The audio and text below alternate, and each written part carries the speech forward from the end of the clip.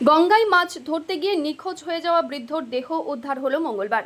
জানা গেছে ওই বৃদ্ধর নাম সন্ন্যাসী মাঝি। তার আনুমানিক বয়স 60 বছর। আগের দিন তিনি তার নাতিকে সঙ্গে নিয়ে গঙ্গায় মাছ ধরতে গিয়েছিলেন।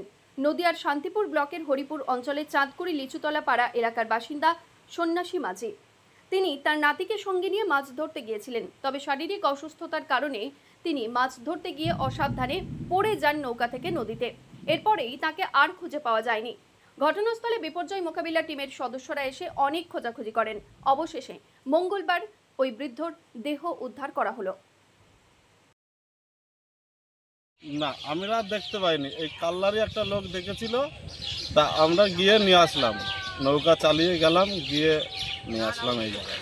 আপনাকে ডাকে তখন দেখে? ডাকে, আমাদের নাম ধরে ডাকছিল, প্রদীপ, এই মাদাই, এখানে আয় তাড়াতাড়ি ভেসে উঠেছে।